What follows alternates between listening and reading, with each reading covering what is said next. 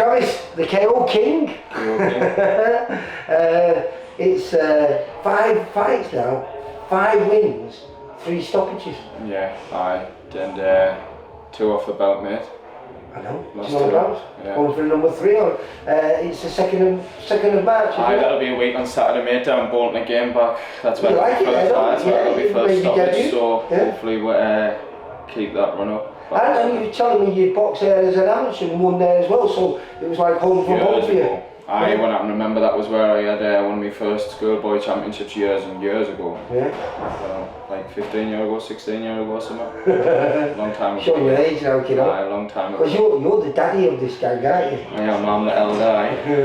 And I believe you've just come back from Tenerife. Yeah. And you and the man leaving the runs up the hill. They were just following in your tail. Like the mountain goat, mate. They don't keep up. All of them are just chasing shadows. Your fitness, mate, is incredible. Mm-hmm. As you prove, you know, these fighters that can be fit as I don't know what, and they go out into the ring and they don't really use it to their full advantage. Yeah. You do. Got to empty the tank, mate. Well, I like it, mate. Yeah. I like it every time I watch you. You put a smile on my face, mate. It's wonderful. Obviously, I don't get a chance to see you all the time because you've been on a lot of TV shows up here, haven't you?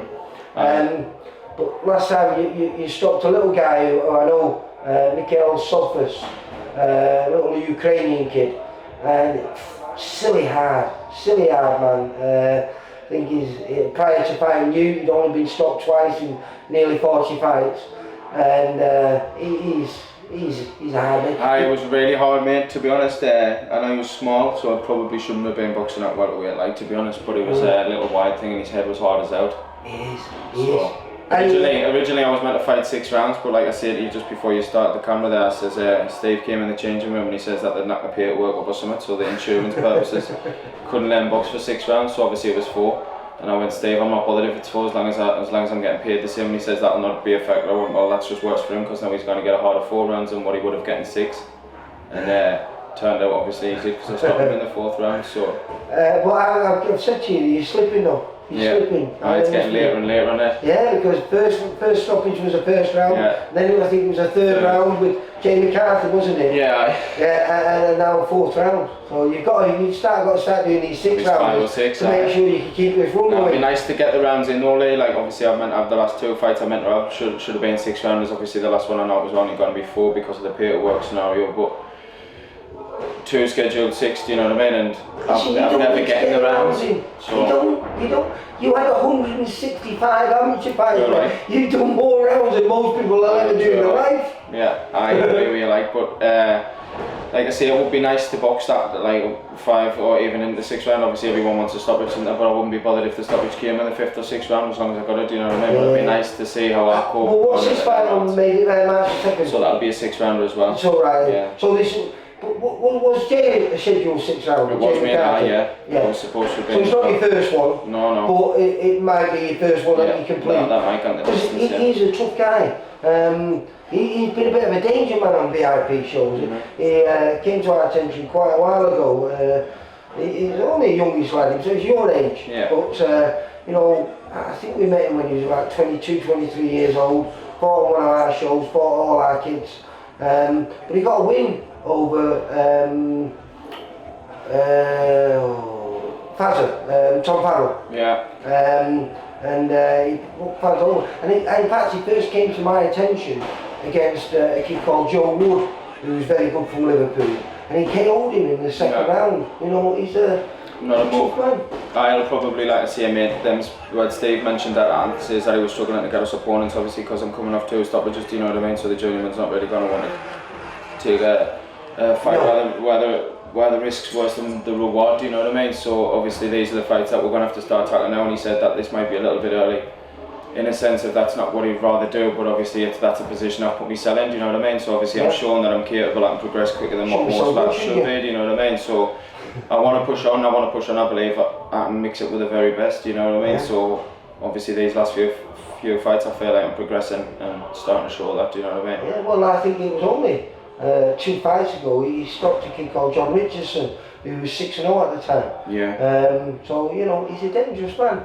So it is a little bit of a gamble. I'm sure you'll pass it with flying colours, but it should make for a good fight though. I'm looking forward to it, mate. I'm excited. It's the first one of the year, and hopefully I can get another busy year in. Well, yeah, because you had a good year last year, but we've got you booked in on the 3rd of March, 3rd of May. 2nd of March, and then it's the 4th of May. Obviously that show was it's the 3rd of May, I think. 3rd of May, isn't it? No, I think it's the 4th, because it's the Friday night or the Saturday. The Saturday's the 4th anyways, but originally that show was meant to have been the week before, wasn't it? But I think the venue double booked the dates or something. As far as I know, I've got the posters there. Yeah. Remind me before I go to give you, I've got all your tickets and posters in there. But it looks like it's going to be a packed card. We've got a great top of the bill. We've got Tommy Hodgson against John Nelson for the title. In fact, all 5 shows that we've got penciled in for already, there's a lot more in there, but every one of them's got a title fight. And then you find we have an eliminator between Ryan Amos and Jack Flatley. Yeah. That's, I think, the Commonwealth eliminator. And we just had a central area fight, which is an absolute barnstormer down in Liverpool.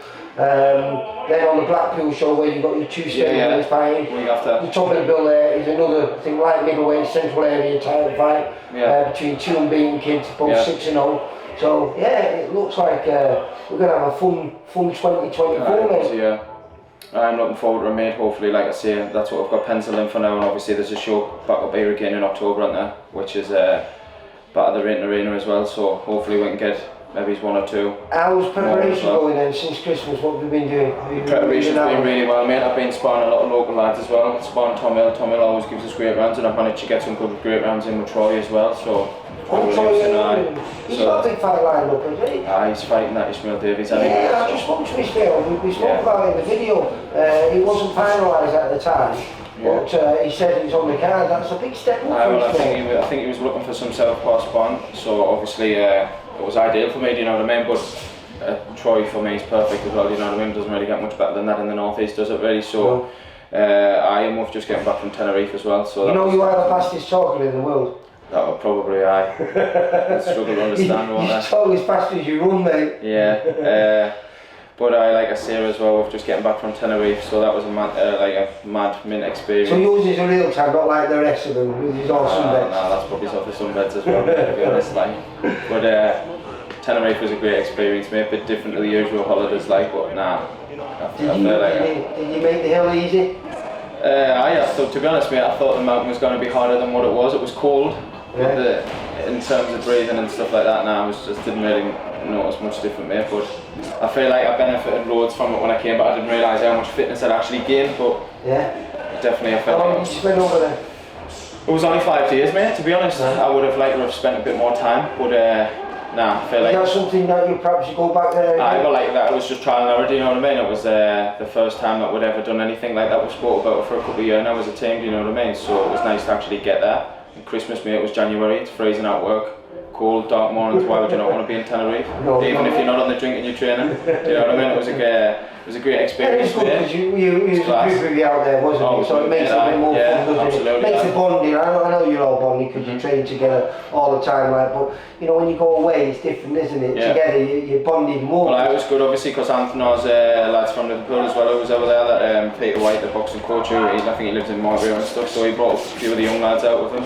And then we're training alongside us as well. Do you know what I mean? So it was good crack. Right. And obviously we're seeing Jack Bateson and all them out there, then we're all over there training at the same time in the same gym and that, so it was a good experience, mate. So if Jack was over there, was we asked him for some sparring, but he'd already had stuff sorted out, so it was just unfortunate. But we didn't even know any of them were going to be there, mate, to be honest. We just bumped into them, do you know what I mean? So I don't think he had any experience in, you know. Who? Ishmael. Oh, I didn't realise, mate. No, he turned over quite late, but he's been in the gyms all the time because his uncle is a former British and Commonwealth, British and European champion, Tom Collins. Alright, I didn't realise, mate. Yeah, so he's got fighting in his blood. Well listen, I'll let you get back to training. Looking forward to seeing you on the 2nd. Hopefully, we've got Louise down there doing our post-fight interviews. She's going to be saying win number 6. Hopefully win number 6 and knockout number 4. third on the I have balance. to watch what I was saying there, because I get mixed up on camera and on our sometimes and say things I shouldn't. Got to keep He it switched might, on. he might want to say the fight, but no, Yeah. I presume he's a game kid, and like I say, he's always just looking for the win. He's not your average journeyman. He's not the guy who's out every single week.